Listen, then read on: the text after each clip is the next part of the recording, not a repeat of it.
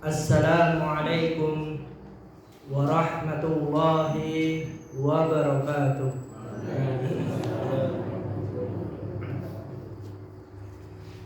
Innal hamdalillah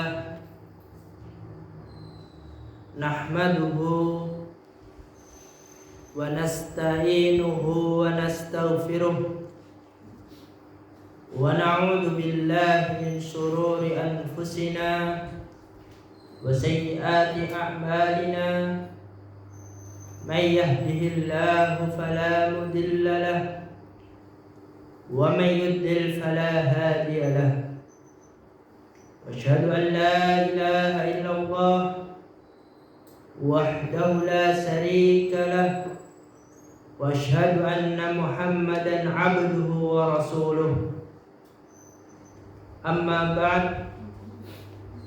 Para hadirin jamaah penuntut ilmu Masjid Nurul Jannah yang sangat dimuliakan oleh Allah Subhanahu wa taala.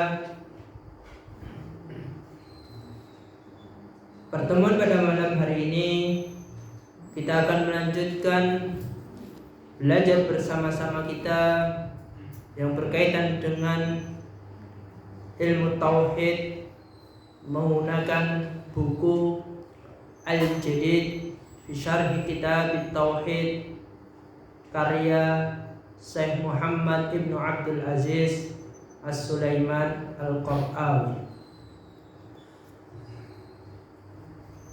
Baik para hadirin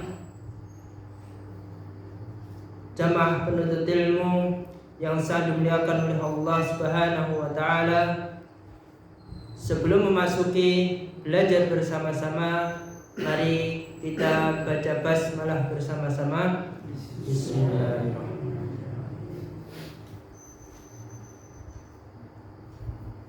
Adapun topik atau materi yang akan kita pelajari pada malam hari ini yang berkaitan dengan babu qaulullah ta'ala, bab firman Allah Subhanahu wa taala dalam surah Al-Imran ayat 175. Innama dzalikumus syaitanu yukhawwifu awliya'ahu fala takhafuhum wa khafuni in kuntum mu'minin. Sesungguhnya mereka itu tidak lain hanyalah setan yang menakut-nakuti kalian. Awliya'ahu dengan kawan-kawannya, orang-orang musyrik Quraisy. Fala takhafuhum, karena itu janganlah kalian takut kepada mereka. Wa khafuni in kuntum mu'minin, tetapi takutlah kepadaku jika kalian benar-benar beriman.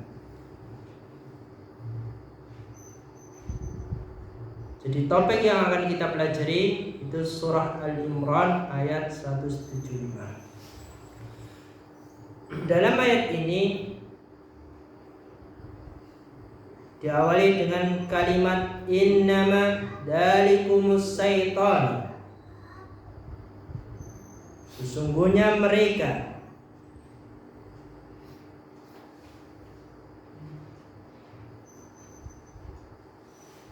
as-syaitanu yukhawwifu, setan dari kalangan jin yang berusaha untuk menakut-nakuti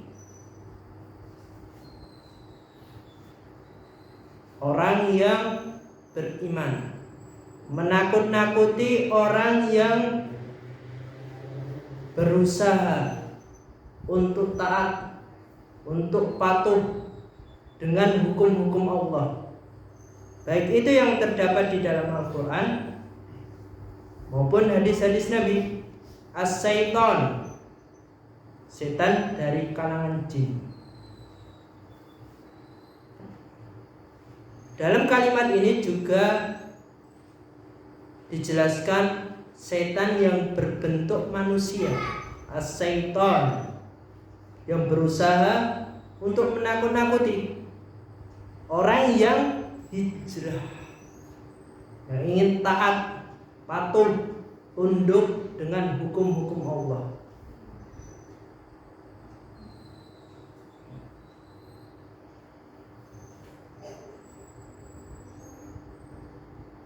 Yuhawwifu awliya'ahu, berusaha untuk menakut-nakuti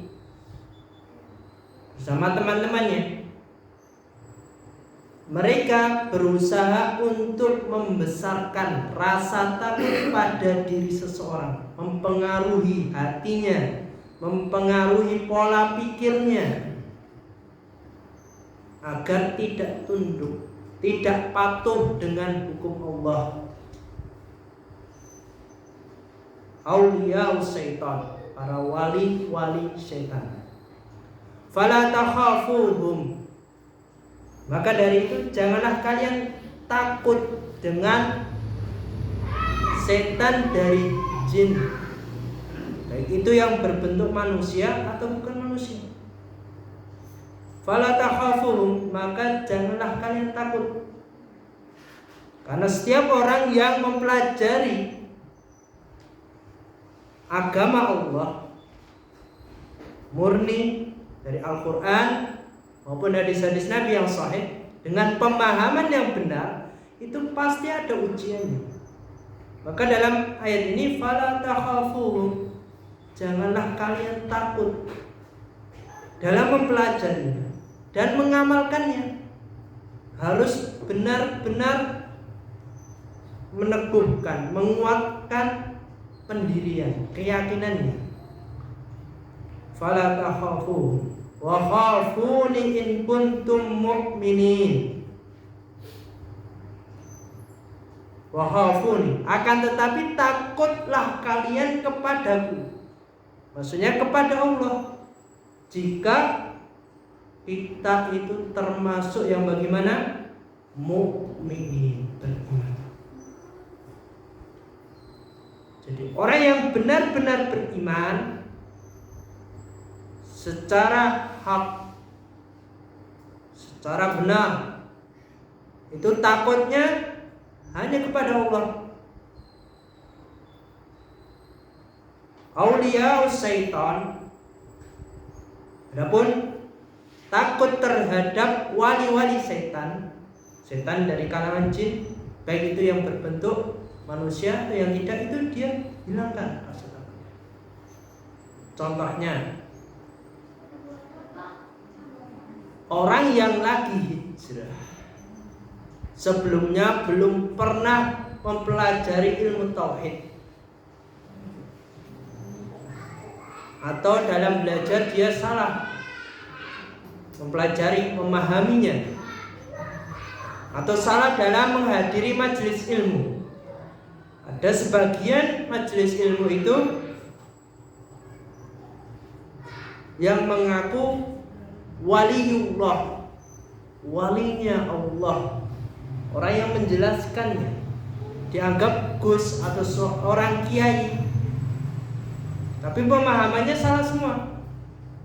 Mereka mengajak melakukan perbuatan kesyirikan, mengajak jamaahnya tur ziarah kubur dengan anggapan mencari berkah. Itu banyak sekali. Dan orang yang patuh tunduk dengan seorang gus atau kiai yang seperti ini, walaupun dia menganggap dirinya itu waliullah, walinya Allah, itu tentunya kesalahannya sangat besar, karena terjatuh ke dalam perbuatan kesyirikan.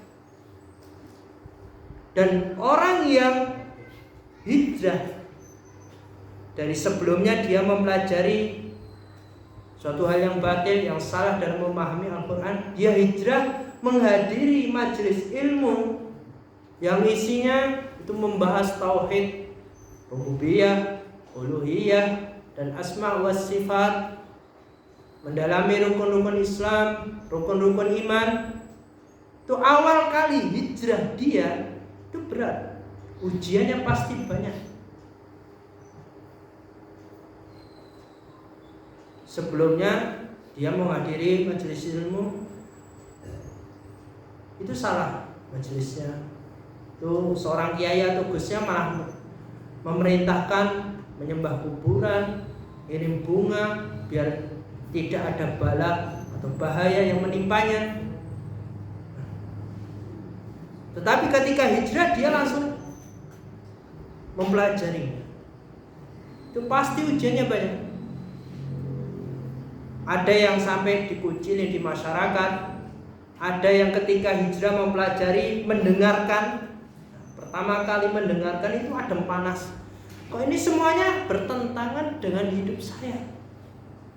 Itu ada. Yang biasanya keyakinannya, contoh gampangnya daerah sini itu yasinan. Contohnya yasinan terus nih. Yasinan yang ditujukan kepada orang yang meninggal.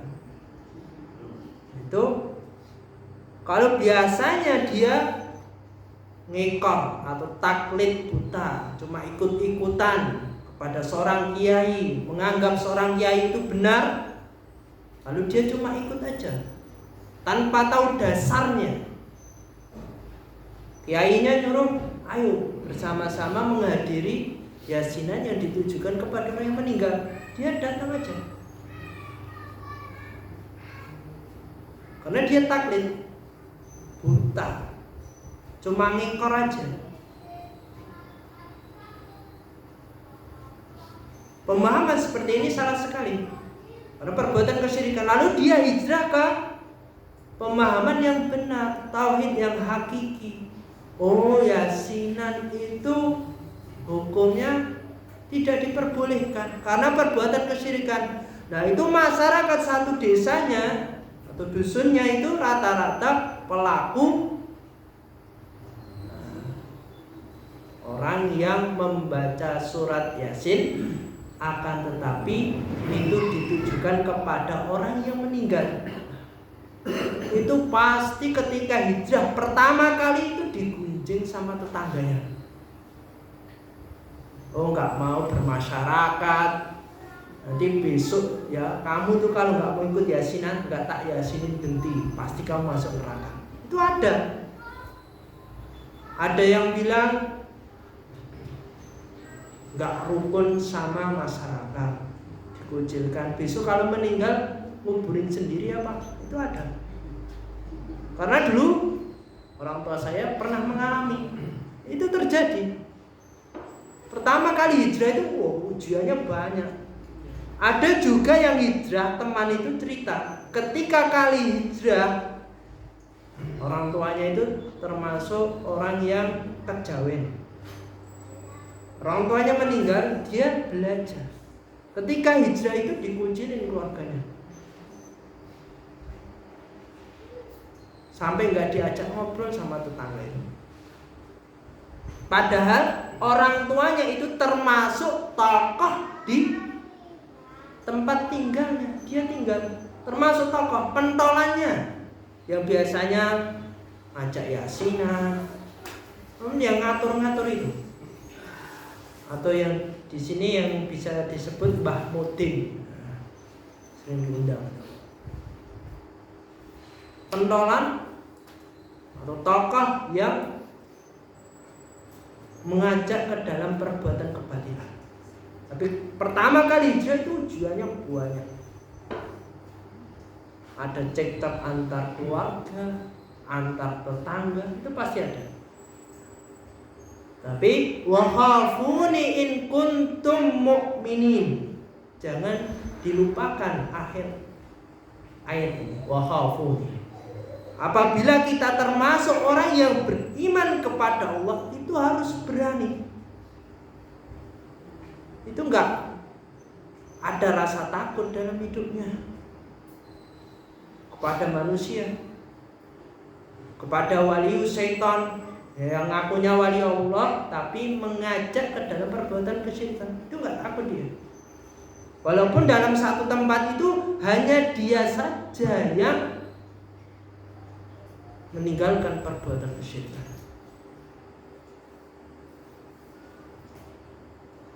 Karena dia berusaha wakhafuni, dia hanya takut kepada Allah. In kuntum mu'minin, dia berusaha untuk beriman. Dia tinggalkan begitu saja. Jadi kalau sudah mempelajari, dia langsung memahami, dicek dalam ayat, benar enggak? Dalam hadisnya benar enggak? Sahih enggak? Dia pelajari, dia amalkan.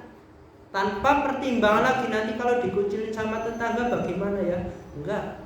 Kalau orang yang beriman, dia berusaha beriman, dia patuh, tunduk, dia rasa pekewohnya hanya kepada Allah, atau tunduk, enggak ada rasa takut lagi. Oh ya, hukumnya seperti ini dijalankan. Asarul ijmali lima kana al-khauf min asbabi, karena sifat rasa takut pada diri seseorang itu merupakan di antara al-asbab, sebab-sebab yang menghalangi al-muslimin, kaum muslimin, anil musaratil haqqi, dari membela kebenaran, warafi, dan mengangkat atau meninggalkan dari suatu kebatilan. Lima kana al-khauf min asbab, karena rasa takut itu merupakan sebab-sebab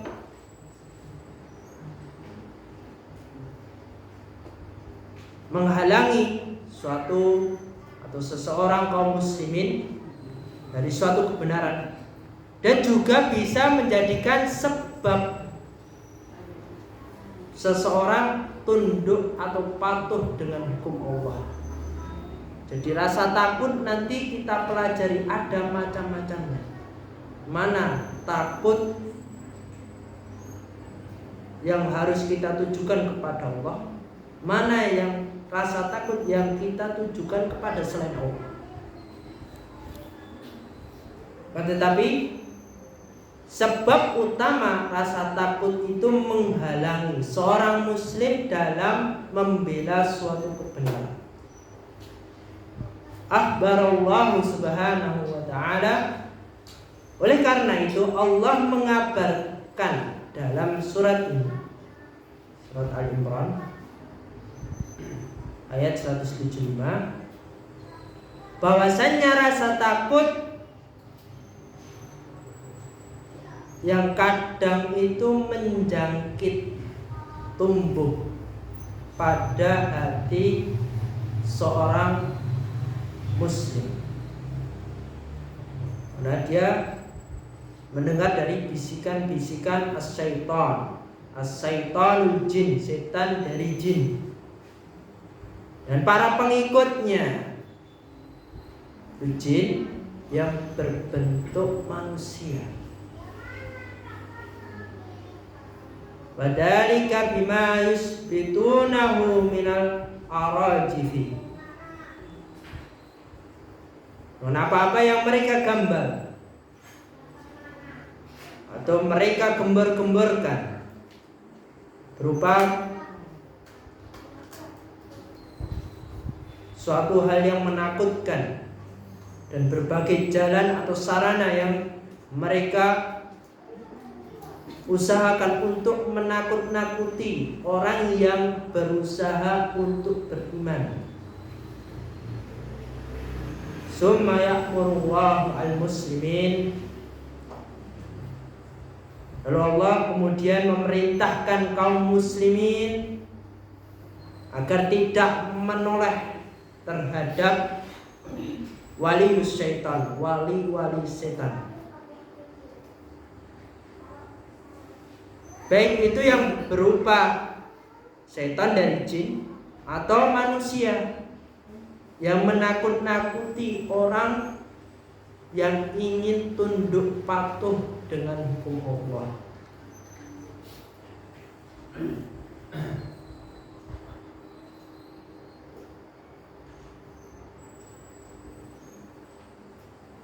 Innama alaihim ayyukhlisul khauf lillahi in kanu shadiqin.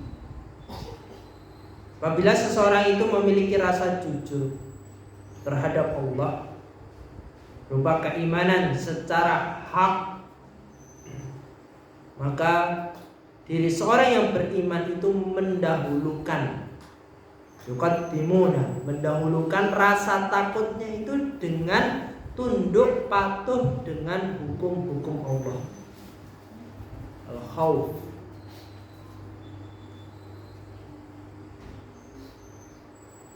Walaupun dalam menjalani ketaatan kepada Allah mendapatkan banyak ujian, banyak rintangan.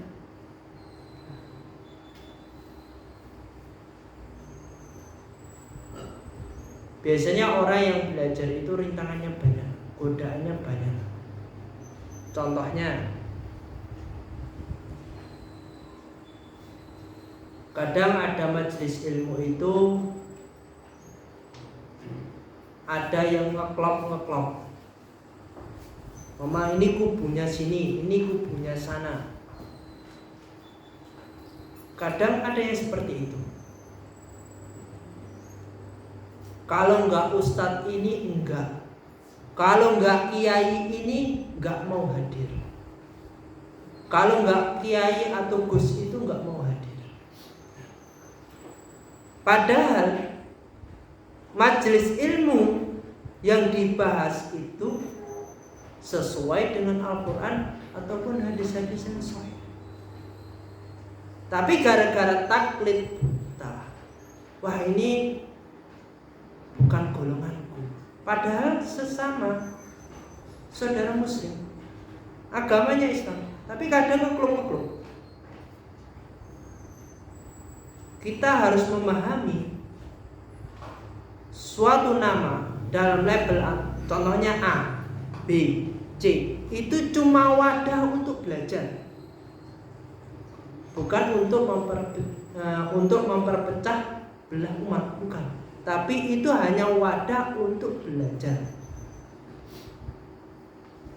Jadi dalam menghadiri suatu majelis itu kita harus mengenal ustadznya, kiainya, gusnya.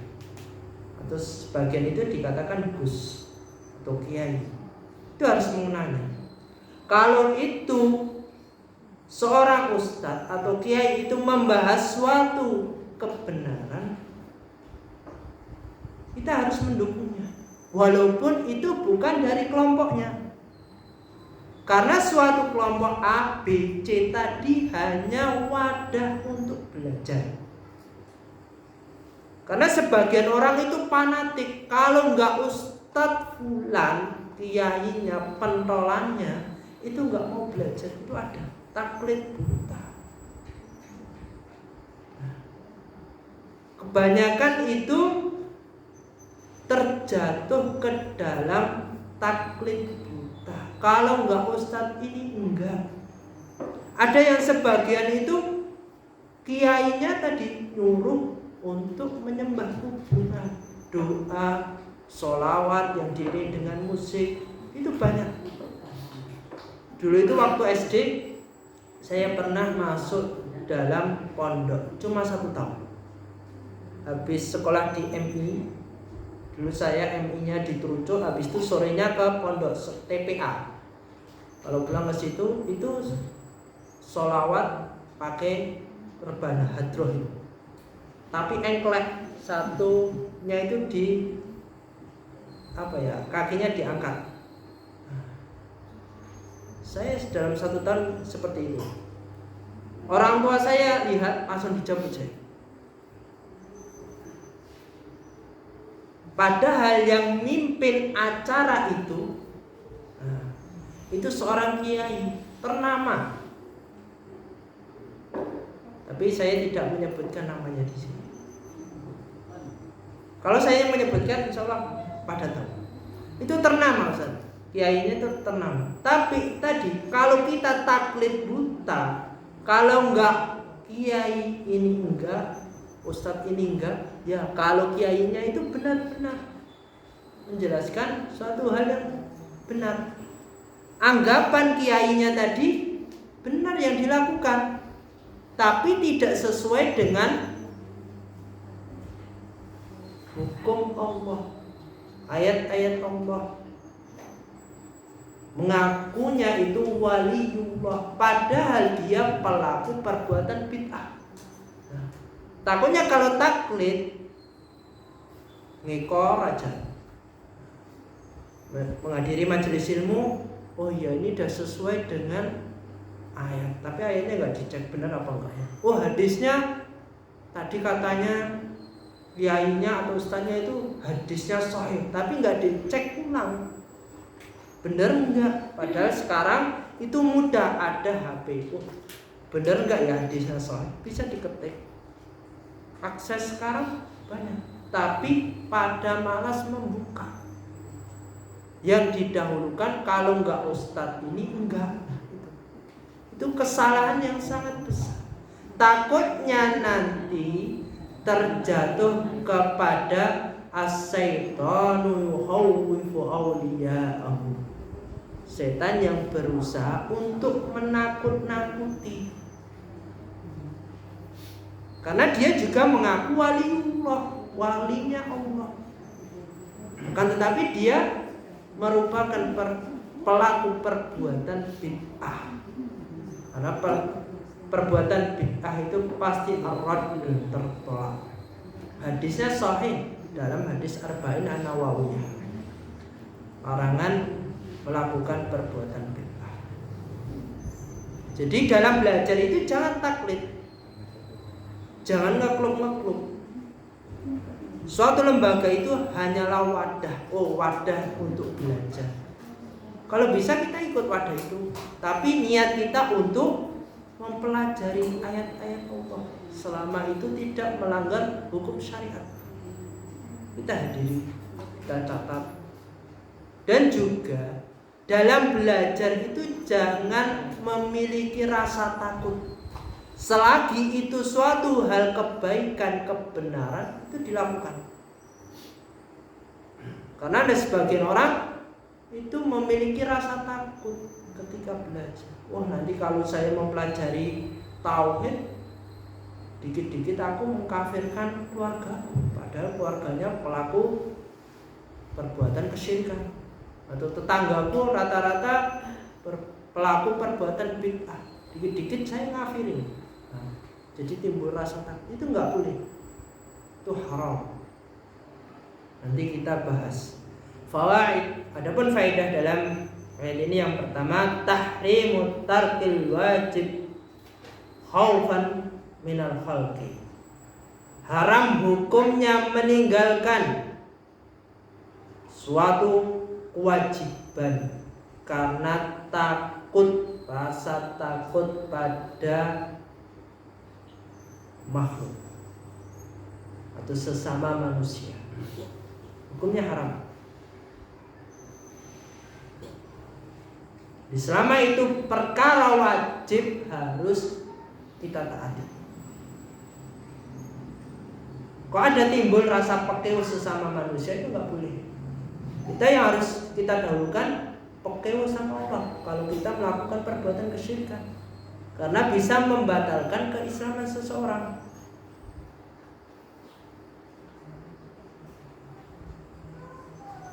Faedah yang kedua, wujub ikhlas khaufu lillahi ta'ala, wajib mengikhlaskan rasa takut hanya kepada Allah. Rasa takut yang kita dasari karena Allah, itu semuanya itu akan mengikuti amalan-amalan, baik itu amalan yang diwajibkan, yang disunahkan, atau itu suatu larangan. Jadi melakukan suatu amalan, membenci suatu perbuatan, kita harus kita dasari karena Allah. Sudah kita pelajari sebelumnya. menghadiri majelis ilmu harus kita dasari karena Allah. Kalau enggak berat, hadir sekali mendengarkan, besok enggak hadir lagi. Itu bukan karena Allah, tidak didasari karena Allah. Hadirnya cuma sekali, besok enggak hadir, hadir lagi. Itu enggak hadir terus. Kecuali didasari karena Allah, dia akan berusaha. Kalau tidak ada halangan, berusaha untuk hadir, mempelajari, memahami sesuai enggak. Oh iya, ini kalau menghadiri majelis ilmu itu tidak boleh taklid buta, percaya 100% itu enggak boleh. Dicek dalam Al-Quran, dicek hadisnya, megang HP, oh dicek ada layarnya, sesuai apa enggak, hadisnya sahih apa enggak, itu dicek. Kalau itu benar, nah, ingat, kita melakukan suatu amalan karena Allah, takut karena Allah. Faedah yang terakhir, yang ketiga, khaufu, rasa takut.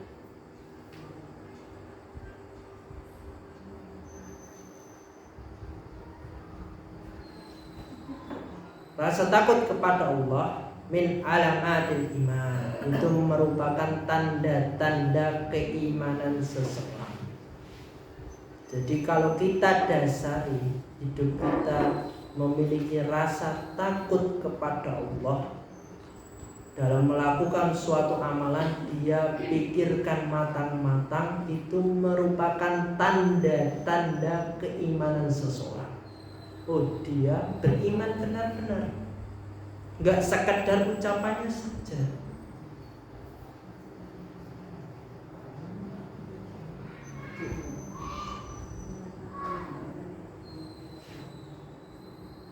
Munasabatul ayat lil bab. Adapun hubungan ayat ini dengan judul ini, secara kesimpulannya, wajibnya mengikhlaskan rasa takut kepada Allah.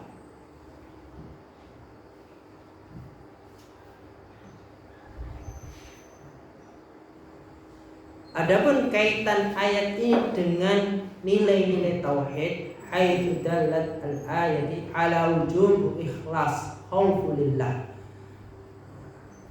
Ayat 175 surah Al-Imran ini menunjukkan wajibnya mengikhlaskan rasa takut kepada Allah. Karena rasa takut nau'an minal ibadah, merupakan pembagian atau jenis-jenis ibadah. Wa sarful ibadati li ghairillah syirkun, dan memalingkan suatu ibadah kepada selain Allah itu merupakan perbuatan kesyirikan.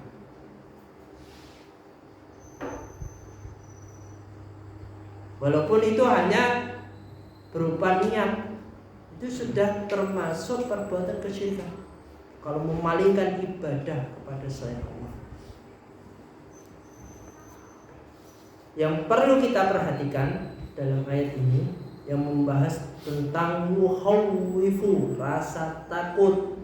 Nah, dalam ayat tadi ada kalimat yukhawwifu, takhafuhum wa khafuni. Ada kalimat yukhawwifu, takhafuhum wa khafuni, rasa takut. Rasa takut dalam ayat ini terbagi menjadi 4. Khaufu syirki, yang pertama takut yang berbentuk rahasia, cuma dirinya saja yang mengetahuinya. Rasa takut itu takut dari selain Allah.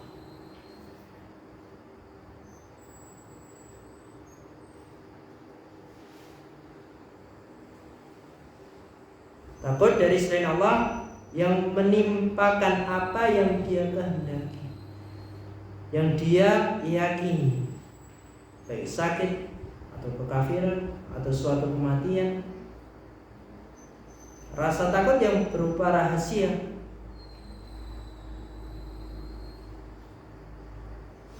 Baik orang itu mengklaim perbuatannya itu merupakan perbuatan karomah atau waliullah, walinya Allah,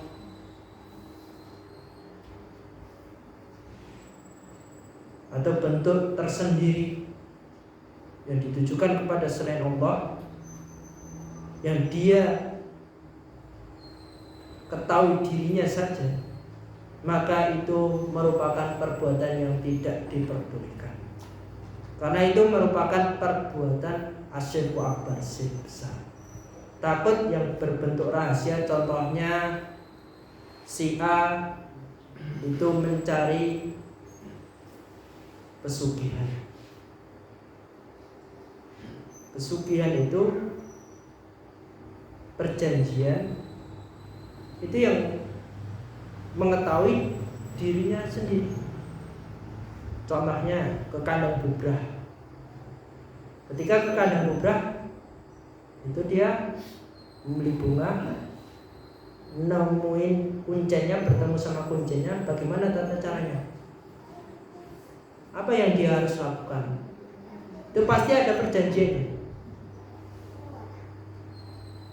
Setiap tahun itu harus 3 kali melakukan renovasi atau 4 kali.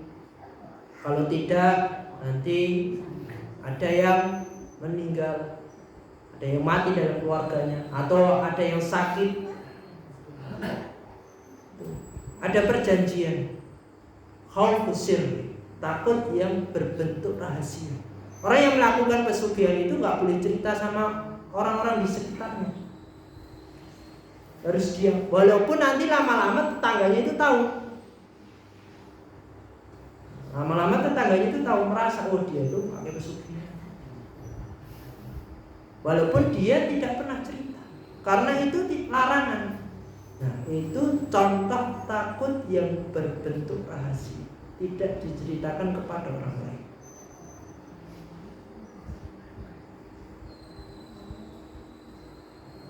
Yang berbentuk rahasia ini khaufus syirri, perbuatan kesyirikan yang akbar, yang besar.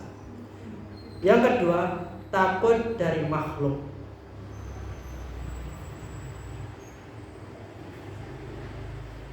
Takut dari makhluk yang menyebabkan seseorang melakukan perbuatan yang diharamkan atau meninggalkan yang wajib. Maka takut yang seperti ini takut yang haram, tidak diperbolehkan. Takut dari makhluk, jadi kan ada contoh setan yang berbentuk manusia. Ada yang ingin berusaha untuk beriman, tunduk patuh dengan hukum Allah, akan tetapi dia takut-takuti. Contoh gampangnya, di sini rata-rata enggak mendirikan sholat 5 waktu. Yang biasanya sholat itu cuma 3 orang. Tiba-tiba ada si A ingin sholat, datang ke Masjid Nurul. Tiba-tiba ada datang orang baru, oh, itu kok ada orang si A itu kok mau sholat ke Masjid Nurul. Padahal itu masjidnya khusus hanya untuk golongan ini. Tiba-tiba ada rasa takut. Rasa takutnya ini itu dibisikin oleh orang yang tidak suka. Oh, itu majelis ilmu yang dihadiri itu enggak benar itu. Bisa ada orang datang menakut-nakuti. Orang ngaji baru ditakut-takuti. Nah, ini contoh takut dari makhluk. Karena ada yang menakut-nakuti, setan yang berbentuk manusia yang menakut-nakuti seseorang untuk taat kepada Allah. Takut yang nomor 3, khaufan wa'idullah alladhi tu'adu bihi al-usad. Takut kepada ancaman yang Allah ancamkan, kepada orang-orang yang melakukan perbuatan kemaksiatan atau kesyirikan. Takut kepada ancaman Allah. Ancaman Allah itu semuanya tertera di dalam Al-Quran dan hadis-hadis Nabi. Terhadap orang-orang yang melakukan perbuatan kemaksiatan, kesyirikan, perbuatan kebid'ahan itu tertera semua.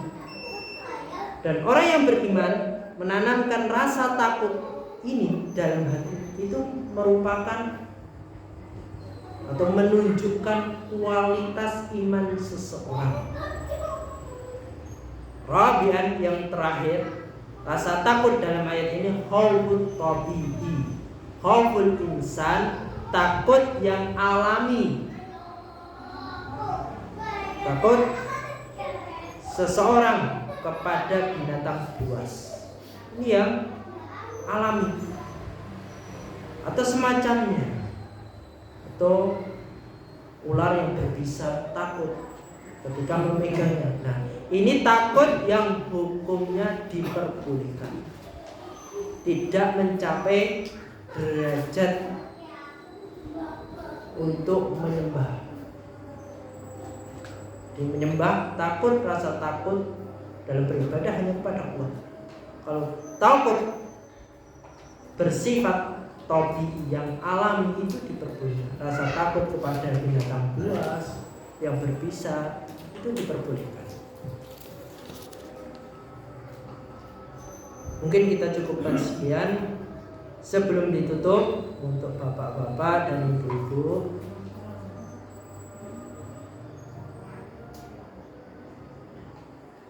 pada malam hari ini kita mempelajari surah apa, Bu?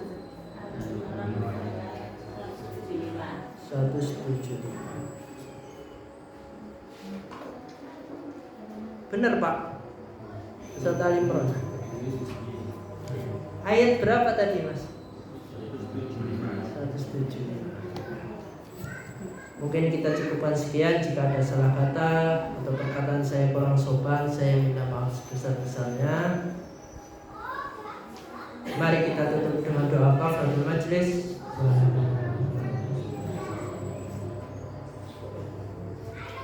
Assalamualaikum warahmatullahi wabarakatuh.